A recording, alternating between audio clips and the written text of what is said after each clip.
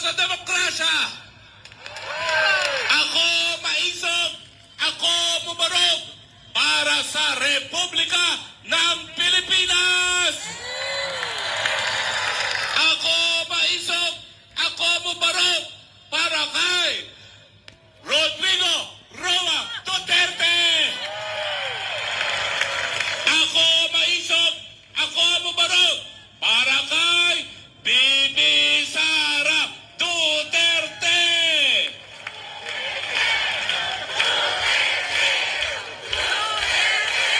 Pero ako, hindi ako babarog. Ako tutol kay Tambaloslos. Tambaloslos. Sabi niya, magpe-presidente daw siya. Davao del Norte, payag ba kayo?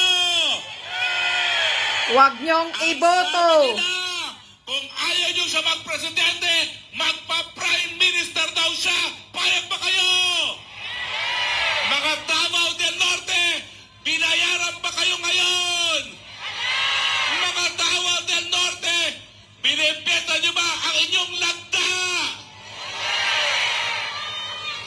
Alam niyo, sa kauna-unahang pagkakataon,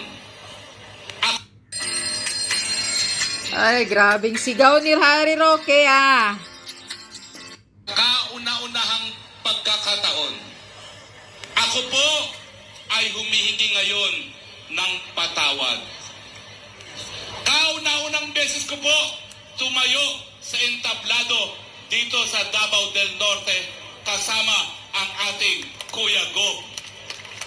Kasama ang ating Speaker Pantaleon Alvarez. Dahil gaya po ni Atty. Glenn Chom, gaya ni Atty. Vic, gaya ng 31 million Pilipinos, isa po ako sa nung nakalipas na taon. Isang nabudol. Tao lang naman po ako, gaya ninyo, kaya nabudol. Ang akala ko, ang pagiging presidente madadala sa pagkabubuting tao, pagkabait ng isang tao. Hindi pala. Binibigay ko po kay BBM na talaga namang napakabait niyang tao.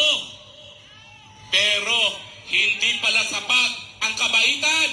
Correct. Dapat merong kakayahan at dapat walang bisyo. Gaya ng 31 million na mga Pilipino, ang sabi ko, gaya ng Special Ate to the President, Senator Amy Marcos, bihira na mabigyan ng isang pamilya ng pangalawang pagkakataon. Nung minsan, sinuka ng sambayan ng Pilipino. Nung humingi ng pangalawang pagkakataon, ang sabi ko, baka naman lilinisin at gagawing mabango ang pangalan ng kanyang pamilya muli. Mga kababayan dito sa Davao del Norte, nagkamali ako, nabigo ako. Ang akala ko, itataguyod ang malinis na panunungkulan. Wala pa atang 3 buwan sa pwesto, nagkaroon na ng anomalyang sugar order kung saan bilyon-bilyon ang kinita ng mga cronies. Yes, correct. Yung pala, natapos ang panahon ng Marcos Senior cronies. Ngayon naman, nagsimula ang Marcos Junior cronies. Oh, Ang thunderstorm. akala natin at ang sabi niya nung kampanya, ipagpapatuloy niya ang build ni dating Presidente Rodrigo Roa Duterte. Ano lang nangyari sa build?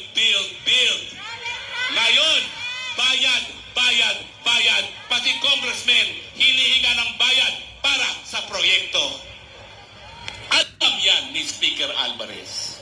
Sa kauna-unahang pagkakataon sa ating kasaysayan, pati congressmen kinakailangan magbayad sa proyekto. Ang buong akala natin, ipagpapatuloy ang independent ideolohiya ni Presidente Rodrigo Roa Duterte na nagbunga ng kapayapaan at ng pag-unlad sa bansang Pilipinas.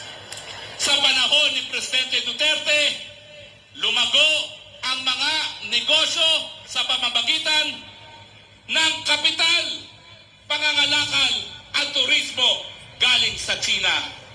Lahat yan nawala na parang bula. Yes. At syempre ngayon, ang buong akala natin, pagpapatuloy ang kapayapaan sa mga komunidad. Pero ngayon, Lumago bumalik ang droga. At ngayon, tayo po ngayon ay makakaladkad sa isang gera kung saan ang mahihirap na Pilipino ang mamamatay dahil pag nagkagera, ang kanyang pamilya, ang kanyang mga cronies, lahat tatakbo sa Amerika. Yes. Duterte